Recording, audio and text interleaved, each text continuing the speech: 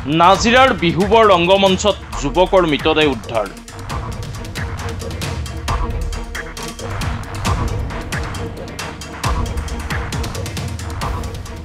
মৃতদেহ উদ্ধাৰৰ পাছতেই অঞ্চলজুৰি তীব্ৰ চাঞ্চল্য।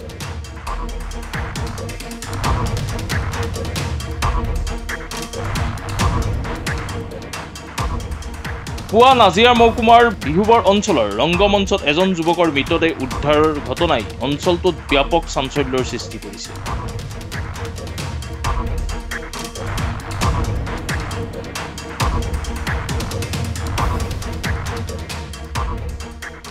খবৰ অনুসৰি বিহুবৰ আৰক্ষী থানাৰ সমীপৰ আবুল হুছেইনৰ পুত্ৰ আলতাফ হুছেইন কিছুদিন ধৰি ড্ৰাগছৰ প্ৰতি আসক্ত হৈ আছিল।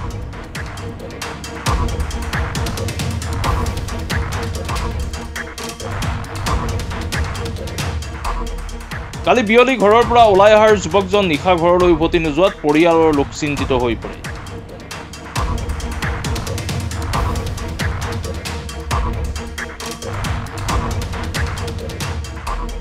তাৰ পাছতেই বিভিন্ন স্থানত বিচাৰ কৰিছিল যদিও কোনো ধৰণৰ সন্ধান উলিয়াব পৰা নাছিল যুৱকজন।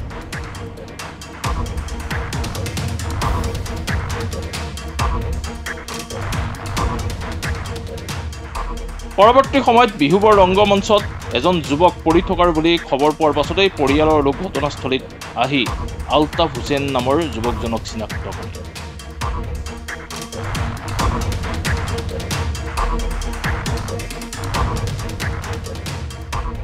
শেহতীয়াকৈ ঘটনাস্থলীত বিহুবৰ আৰক্ষী উপস্থিত হৈ মৃতদেহ উদ্ধাৰ কৰি মৰণোত্তৰ পৰীক্ষাৰ বাবে প্ৰেৰণ কৰিছে বুলি জানিব পৰা গৈছে। হয়, আজি আমি পুৱা মই শুই থকা অৱস্থাতে গম পালোঁ যে আমাৰ বিহুবৰ যি ৰাজহুৱা ৰংগমঞ্চত এজন যুৱক মৃত অৱস্থাত পৰি আছে বুলি গম পাইছোঁ। পৰৱৰ্তী সময়ত আমি আহি যেতিয়া ইয়াত উপস্থিত হৈছোঁ, ৰাইজৰ মুখত শুনামতে যুৱকজন এজন ড্ৰাগছ আসক্ত সন্দেহী ব্যক্তি। গতিকে আমি সন্দেহ কৰিছোঁ যে তেখেতে যোৱা ৰাতি ড্ৰাগছৰ অভাৰড'জ হৈ পিনে যিহেতু তেখেত পূৰ্বেও ড্ৰাগছৰ আসক্তিৰ অন্তৰ্ভুক্ত হৈছে, গতিকে আমি সন্দেহ কৰিছোঁ তেখেত এজন ড্ৰাগছ আসক্ত ব্যক্তি।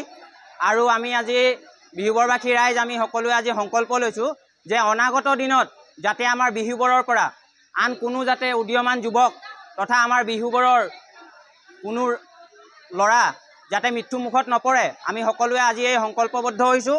আৰু আমি আমাৰ শিৱসাগৰ জিলা প্ৰশাসনক অনুৰোধ জনাইছোঁ, আপোনালোকে বিহুবৰত যি আজি কেইবছৰমানৰ পৰা ড্ৰাগছৰ ৰমৰমীয়া বেহা অব্যাহত আছে, সেই ড্ৰাগছৰ ৰমৰমীয়া বেহা উৎখাত কৰি বিহুবৰক এখন নিকা সমাজলৈ পৰিণত কৰিবলৈ আমি শিৱসাগৰ জিলা প্ৰশাসনক অনুৰোধ জনাইছোঁ।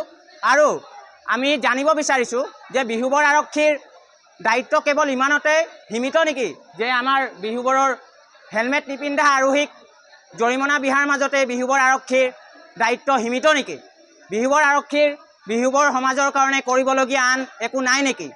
বিহুবৰ আৰক্ষীয়ে কেৱল হেলমেট নিপিন্ধা যুৱকক জৰিমনা বিহাৰ বাহিৰে আন কি কৰিছে আমাৰ বিহুবৰ সমাজৰ বাবে? সেয়া আমাৰ বিহুবৰ আৰক্ষীৰ প্ৰতি এটি বৃহৎ প্ৰশ্ন। আৰু আমি শিৱসাগৰৰ দল সংগঠনসমূহক দাবী জনাইছোঁ, আপোনালোকে যিহেতু আমি যোৱা ৩-৪ দিনৰ আগত দেখিলোঁ শিৱসাগৰত এগৰাকী আমাৰ অসমীয়া জীয়াৰীক অনা অসমীয়াই নিৰ্যাতন চলোৱাৰ বাবে আপোনালোকে যি সবল নেতৃত্বৰে এক প্ৰতিবাদী সমদল উলিয়াই সেই অনা অসমীয়া সমাজখনক আমাৰ অসমীয়া খিলঞ্জীয়া সমাজৰ আগত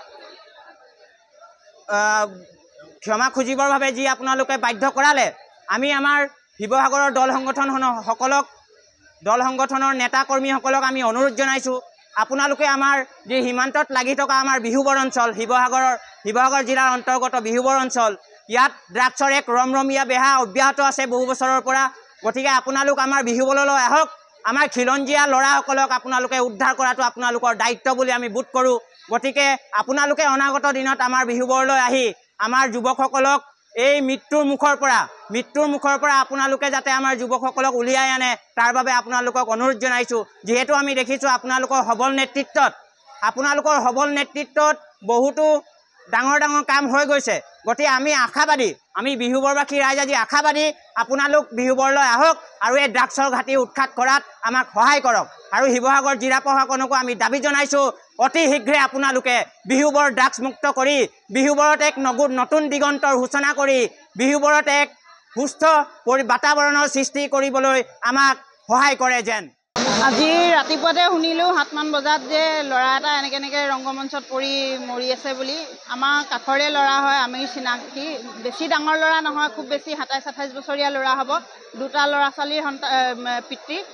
আজি তেনেকৈ কৰি আজি এইটো লগাই 3 নম্বৰ কেছ হ'ল। এইটো 3টা ল'ৰা তেনেকৈ একেই সমান বয়সৰে ল'ৰা 3টা আজি ধৰি ঢুকাইছে।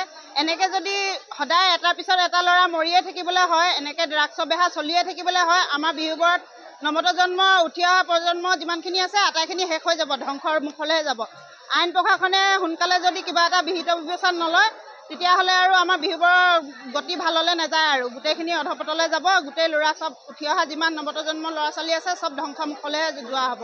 আজি 3জনী মাকৰ বুকু উদা হ'ল আৰু লগতে এতিয়া যিমানখিনি মাক আছে, যিখিনিয়ে গম পায়, যিমানে জানে, মই এই মিডিয়াৰ জৰিয়তে তেওঁলোককো আহ্বান জনাইছোঁ যে তেওঁলোকে সজাগ হওক, সচেতন হওক, তেওঁলোকৰ ল'ৰা ছোৱালী কেনেকৈ ভাল কৰিব পাৰে তাৰ দিশে তেওঁলোকেও ওলাই আহক, আমাৰ লগত সহযোগ কৰক, তেওঁলোকক আগবাঢ়ি ওলাই আহক। চবেই যদি আমি একতা হৈ মাত মাতিব নোৱাৰোঁ, তেতিয়াহ'লে আমাৰ উঠি অহা ল'ৰা ছোৱালী কোনো ভাল হৈ নাথাকিব আৰু কোনো জীয়াই নাথাকিব। চব এই পথতে গৈ চব ধ্বংস হ'বগৈ। ইয়াকে কয় মোৰ।